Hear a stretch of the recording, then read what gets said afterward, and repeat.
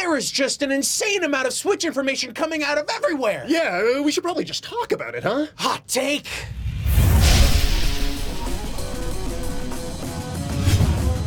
I really can't believe that we've had this much information come out in such a short amount of time. From over here, from over there. It's been insane. From every place. Every day there's been more Switch information, and we just decided to kind of wait until the tap kind of stopped, but it just didn't stop. It kept coming and coming and coming. Yeah. Okay, folks, you've probably heard of a bunch of things about new Switch hardware, new Switch features, and a bunch of other things, but if you take all that information together, you start to get some clear pictures about things that are going to be happening in the future. Yeah. But let's talk about the things we know for certain right now. Okay, so Japanese website Nikkei, they're a fairly large news source from Japan. They have some rumors about the Nintendo Switch SKUs that we've been talking about. Yes. A lot of people were pointing towards fall being a release date for both of these SKUs. They spoke about the Lite version, and I guess they are still aiming to release the Lite version of the Switch for fall. People were wondering, is the Lite version going to be able to dock, and are you going to be able to play it on your television? According to Nikkei's sources, which are reputable, yes, you're going to be able to play your Switch on your TV. This is a big deal, folks. Yeah, the Lite Switch, people thought, oh, maybe it's just something that you play on the go, and it never does interface with your television. Supposedly it does. Right? A lot of people had the assumption that with the new Lite version of the Switch, it was going to be smaller, and the controllers, the Joy-Cons, would actually be binded onto the system itself and be non-removable. But because we're hearing that it's docked, the concept of having a dock Switch that you need to have secondary controllers for to actually play at home, that's a little bit strange. It's still possible, yes, right? It's yeah. still possible that it's an all-in-one unit, and then you buy a separate controller or a separate Joy-Con to play with your television as well. But I, like in my mind, a lot of people were thinking like, okay, if you can't change or use the system in another way, it kind of defeats the purpose of the name, the Switch, right? True. So Absolutely is. even whether or not the Joy-Con, you can unlock them or whatever, at least you're still switching the way you're interfacing with the unit in that way. If you're docking it. You know, a great way to kind of bring down the overall size of the original Switch is to get rid of those bezels and make something that's a little bit more compact. So I think there's a way for them to do this. It could even be a little bit thinner, but something is definitely in the works here. We know this because we've heard several pieces of information from several different sources, and these are folks like Wall Street Journal, people that technically know what they're talking about when it comes to gaming. Yeah, so there's also the Pro version that was supposed to be released in the fall. I guess we're probably not going to be seeing that in the fall because of some of the information that, again, came from this Nikkei sort of news leak. Okay, bullet point number one. This Pro version, whatever this Pro version is, it's intended to replace the Switch that's on the market right now. Yes, that would be my assumption. Now, while the Lite version is likely going to be a more portable version of the existing model, whatever the Pro version is going to be something that has some additional features. Now, originally when we talked about this, we said a better screen, we said better battery life, but we didn't say that it would have much more power. Yes. But yeah, okay. So the things that they're looking into and may dig into the power thing a little bit. Number one is usability, and again, this is all translated. This was taken from Nintendo Life, and it's from that article from Nikkei. Usability is what Nintendo's looking into. Number two, improved image rendering, so that buys into the beefiness of this console. You want something a little bit more powerful. Number three, changes to the operating system. So that's significant. Yes. So these are the three main things there. So I'm assuming when they say that they want this to replace the Switch that's already on the market right now, we're looking at something that's going to be like how they tackled the 3DS line of systems. You had the new 3DS, and then the old 3DS kind of went away. And you just saw the new 3DS in store. So I'm imagining it's the same thing. But some of the language that's used in the translation makes me, and I think many other people believe, that this jump to a different console may be a bigger leap in hardware beefiness than some people had been pointing to. We were talking before about how we thought that the beefiness of a new console, if the hardware was much better, it could segment the market, right? Yeah. If there's very powerful games or huge games that were graphically demanding that could only play on one system, then you would have a user base maybe that had the original Switch, and then you had a user base with the new Switch. Some people could play the games with the great looking graphics, and some people couldn't, and that would be problematic. It seems like they may be overhauling the Switch to such an extent that they may be segmenting the market. This sounds crazy, but yeah, the news we're hearing is kind of pointing to that direction. Some of the language that's used, and again, this is via translation, so it could be a little sloppy, but I'm not sure. The translated source called it an overhauled next-gen model. Yeah, okay. That is very specific language, man. That sounds like something that could segment the market. In my mind, I'm like, are they segmenting this in such a way that the original Switch is the DS to the Pro Switch's Wii? Would they do that? Now, okay, there are some examples on the market right now that kind of explain what I think Nintendo is aiming for, and a lot less what everyone else is, I think, assuming right now. So, first off, everyone's thinking, oh great, I have to buy a new Switch just to run new software that's Red Dead Redemption 2? I don't think that's happening. Okay. What I think is going on here is similar to what we saw with the PlayStation 4 to the PlayStation 4 Pro and the Xbox One to the Xbox One X. The concept I believe Nintendo would be following with this is that they're going to have software that's going to be like a workable piece of software on both models. And when you use the second model, you get enhanced features like maybe better frame rates and resolutions. However, with that being said, this is going to cause problems. Now, a lot of the games I play on Xbox One and One X, they are different. Sometimes the X version is a completely playable version of the game, and then the original model is not so well. Red Dead Redemption is a great example of this. Red Dead Redemption 2 plays very poorly on the original Xbox One. In fact, of all of the models of the system that are out right now to play that game on, the Xbox One is the worst way to play that game. The Xbox One X is the best way. So you have this huge like gap between one or the other. It's interesting that you bring that up because Nintendo's had issues with their handheld line that are similar to that in the past. So the original 3DS, if you played Hyrule Warriors on it, it was trash. Yep. The frame rate was awful. You could only have so many enemies on the screen at the same time. With the new 3DS line, Hyrule Warriors ran slightly better, and like there was quite a big discrepancy between the two. So I think Smash Brothers also had loading times on the new 3DS that were much more better than the original. There are a few titles, they've dealt with this already, right? So, like, are they okay with segmenting the market further, or do they think like, oh no, they're going to be two separate schools completely? Are they going to rename this other device so that it seems like a next gen console? It's okay. Like it's confusing. It's insane for them. Look, and I know there's going to be a lot of Nintendo fans out there that might think it's not a big deal. I'll just buy the new one.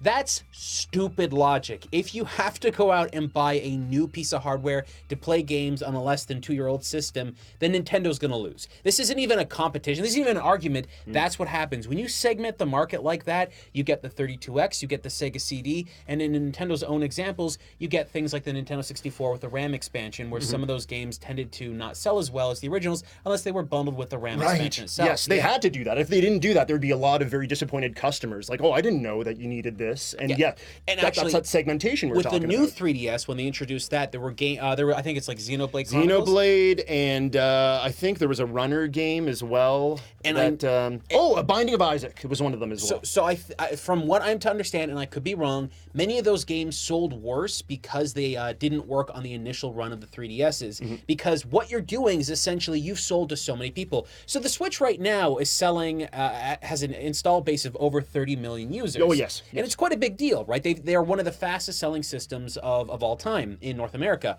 So for that to be a factor, for any game developer to release a game that only appeals to that very small market that's about to exist, that is a crazy boneheaded move. No one would willingly do that. So having features that exist on one platform over the other is always the best case scenario. And we're seeing with the PlayStation brand that Sony is clearly going onto the PlayStation 5, allowing PlayStation 4 software to move forward. They've already confirmed backwards compatibility. And we've seen Microsoft is doing quite well as far as the different SKUs of their consoles are concerned. And they seem to be looking forward as well. One thing's for sure, this news about the Pro, so far they don't even know, like, they're still pretty much in the drawing board phase, and they don't even know who's leading the project for this. So anyone that's assuming that this thing was going to be coming out day and date at the same time as the Lite version of the Switch, That's just not going to happen. And this kind of points to another thing. Anyone that was assuming that there were games that were maybe coming with enhanced graphics, that maybe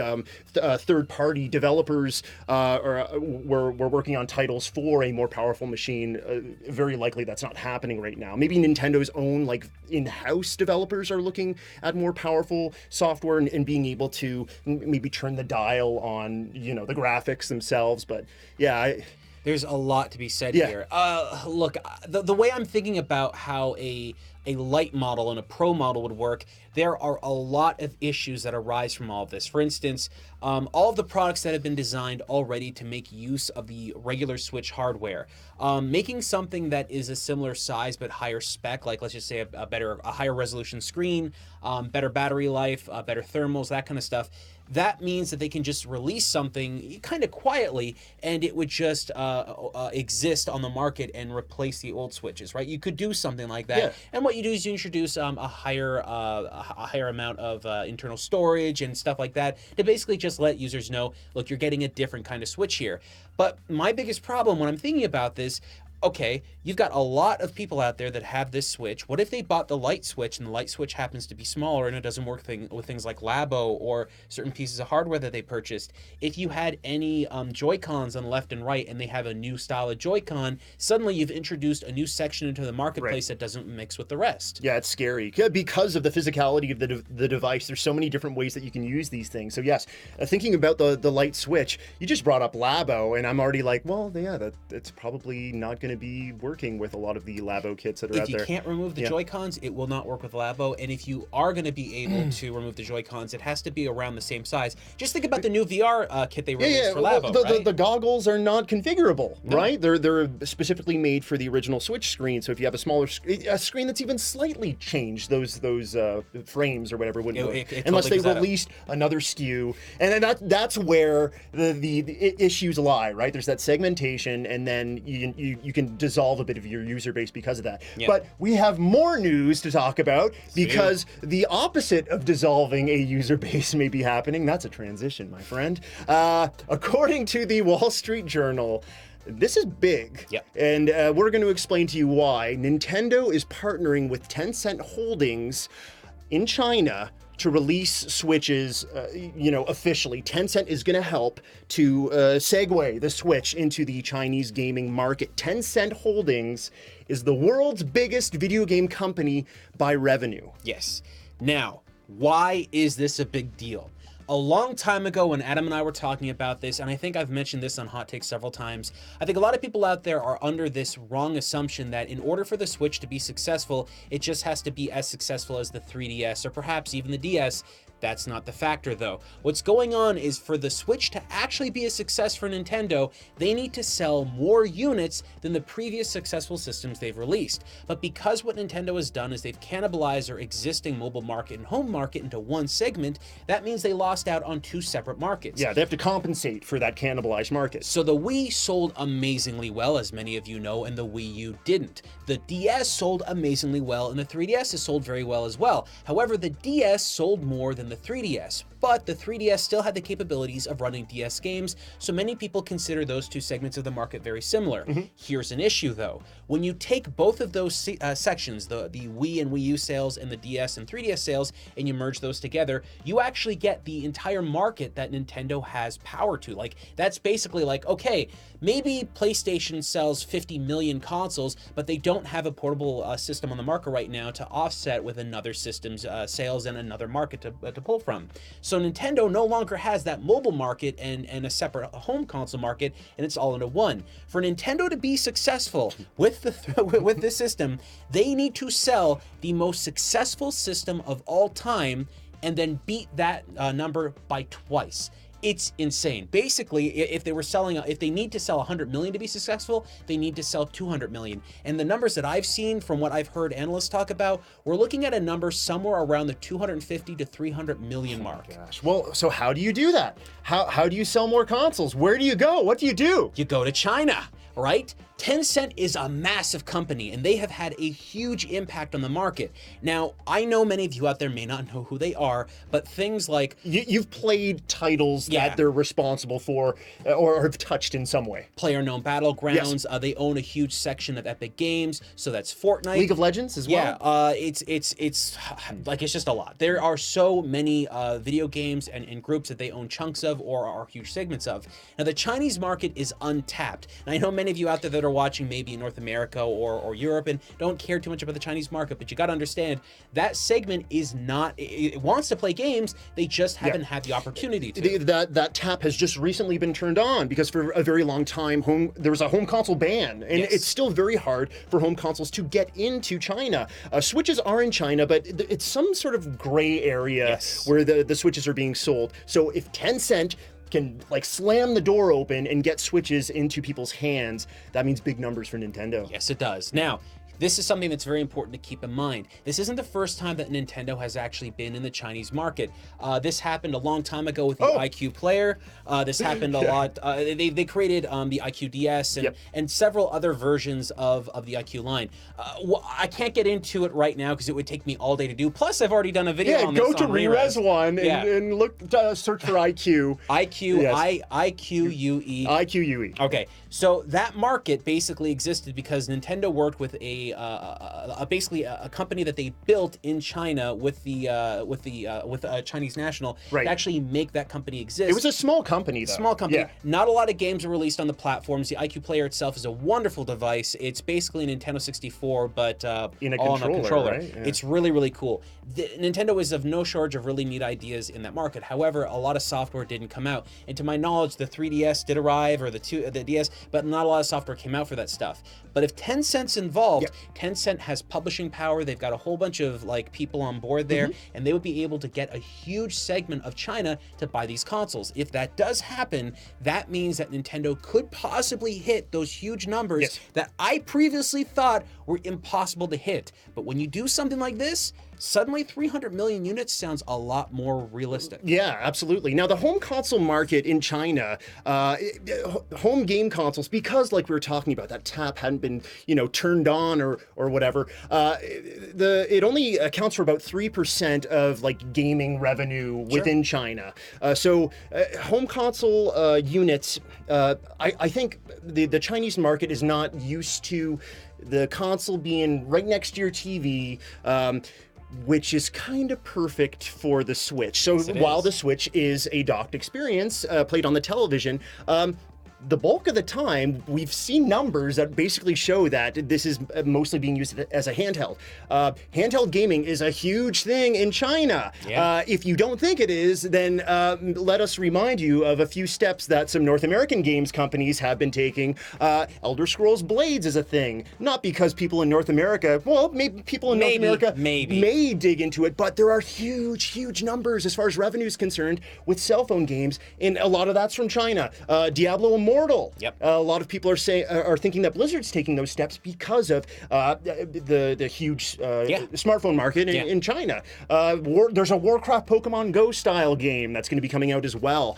So if they can this is like the perfect way of kind of crowbarring a home console experience into a new market. It gets even better when you take into consideration we are just talking about the concept of a Switch Lite. It's going to be coming out in China, and it's going to be cheaper and more portable. This is it, folks. If you really wanted to know what Nintendo's ideas were for the past couple of years, this has probably been in development for a long time. I think this is the way they're going to go with it. So one thing that kind of bubbled up in my head that was a bit of a worry is that some folks are saying that this deal with Tencent, it isn't just for the benefit of Nintendo. Obviously, Tencent, I'm sure, is in discussions with Nintendo on other ways of using their brand and monetization. So do you think we're going to wind up seeing more smartphone games that have beloved Nintendo characters? We've had some cell phone games from Nintendo, some smartphone games like Super Mario Run, and Animal Crossing Experience, Fire Emblem, and other titles as well that have been cool and less egregious with monetization.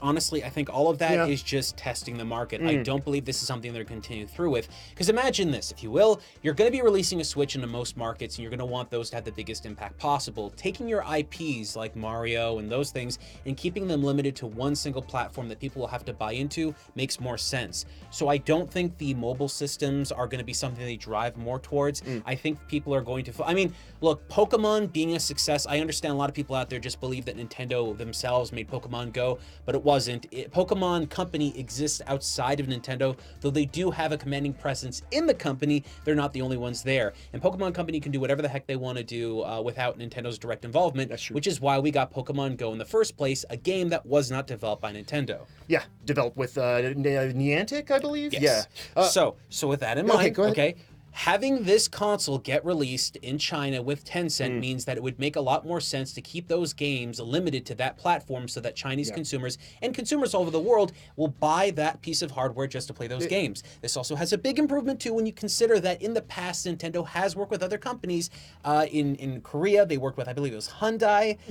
I know that sounds weird, but they did work with certain companies to release products in certain regions if for whatever reason Nintendo didn't want their brand initially associated with that specific market. There are so many things that have happened in the past in gaming development that it's really crazy. But it really does look like this is a smart move for them. And they're probably, going to make a little bit of money in China, but I do think Tencent's going to be taking quite a bit from that as well. Yes, that's a very big deal. And as far as Tencent taking money from some of Nintendo software and whatnot, I'm wondering if the iterations we've seen of things like Breath of the Wild or Super Mario Deluxe or any of the titles that Nintendo's released, if we're going to see different ways of paying for those titles. Could some of these be free at first, and then things, because the way that games are purchased and used in China is very different. It is on a whole as how it is in North America. We saw that with Diablo 3 when they released Diablo 3 in China. It was a completely different beast than what we had in North America as far as how you spent money in the game. I think it's a different marketplace because you think about Diablo or any of those games that are released as free to play initially, and then you actually have to pay for things on top of that. Those games get released on multiple platforms. For Nintendo, once they've sold a Switch, they can guarantee that consumer bought the Switch because they want to play Nintendo games.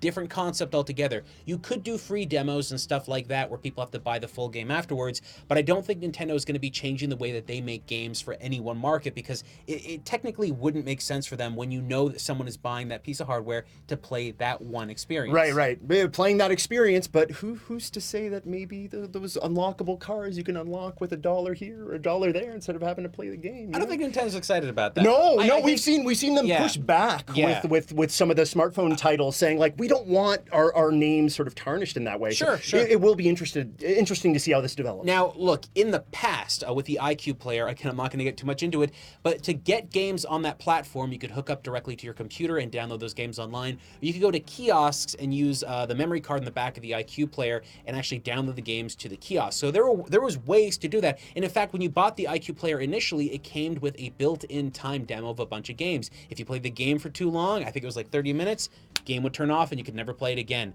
So there are those examples that Nintendo have done in the past in that region. However, China has changed significantly since the release of that system. Yes. It's a much more open space, but we still don't know exactly what consumers in that region want. And neither does Nintendo, neither does Tencent. Nobody really understands that. All we know is right now, about 3% of the games market is home console related, and I'm just assuming that's going to bloom quite a bit now that the tap's been opened up. Yep. Now, something that's very important that has also happened, and I got to say, you could be on the fence about all this, thinking that there's not going to be a Lite model or a Pro model.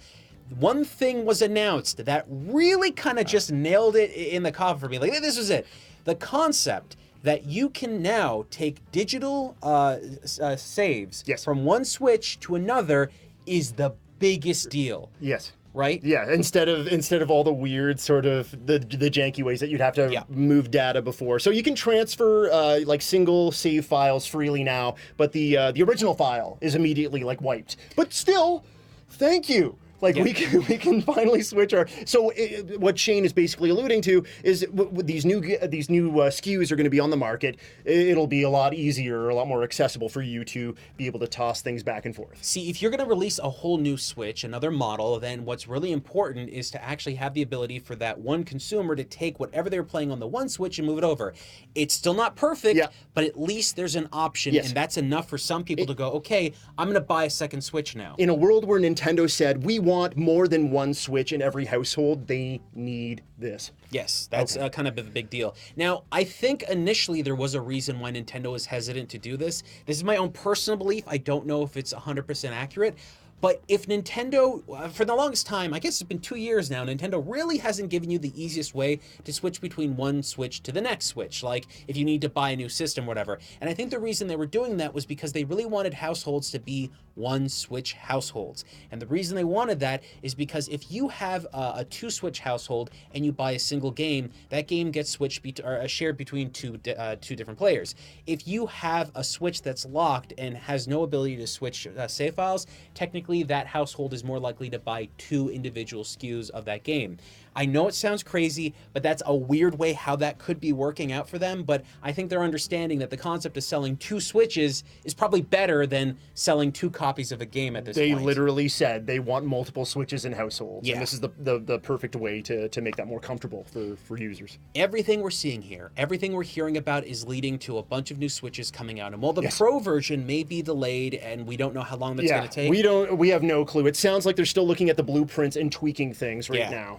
I think personally it's very important for Nintendo to get the Switch Lite model out as soon as humanly possible to get the market to understand what they're looking at. And they also need to kind of test the water to see if a new model of the Switch can be successful. I think we believe that a Lite model would be a success because it's just cheaper and more people want that. It depends on what it's offering, right? What the functionality is. And if we're losing a bit of what the Switch already has, that might not be so appetizing to folks. But that Pro model, if that Pro model doesn't come out fast enough, it's going to cause problems in the future. I know this is going to be a heavy-handed like guess for the future basically, but we know that a bunch of video game developers right now are working on the next line of consoles from Xbox and Sony. We know that Microsoft went around and just started buying developers left and right as fast as they could. And Sony has already basically tipped their hand going, look, here's what we're doing. We're making this kind of hardware. It's going to run all this stuff. They're putting down a heavy emphasis on PlayStation VR. So with all that in mind, developers are likely making games utilizing all those features, and even at its best, a Pro version of the Switch is not going to be able to compete with those kind of consoles. Is that going to have a big impact? Is that going to be a big deal? That's for the future to find out. But we'll have to wait and see what this Pro console is. I think that if the moment Nintendo has that Pro console ready, they got to release it right away so that developers can start working on games, utilizing that hardware, building up that user base. And games that they're making for the other systems, maybe they can start, okay, well, we should be able to skew it this way. We can just get in there with the Switch Pro. Maybe it's a possibility that we can see more third-party titles. Because look, the moment that you have to take into consideration is that when it comes to the PlayStation 4, they're already almost at 100 million units sold. So for a game developer to release a game right now on any one of the three platforms, including the Xbox One, they're more likely to release something on the PlayStation 4 because there's just more people there. They're capable of buying games. But when it comes to the Switch, well, it's doing good, but if you release a Pro version right away, then suddenly you've split the market and the developers are no longer looking at one whole piece of number. There are one cohesive user base. Absolutely. They're looking at two split markets that can cause a big problem. Because if they're going to be limited to making really high performance games on one piece of hardware, and then the games are going to play really badly on the other, that means that the majority of players on the Switch are going to be playing games that are of worse quality, and that will in fact impact the way the game is seen on the marketplace. Okay. Breathe. Yeah. Breathe. What do you guys think about all of this? Are you excited about the Switch Lite?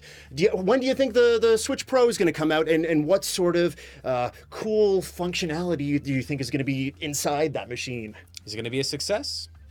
Who knows?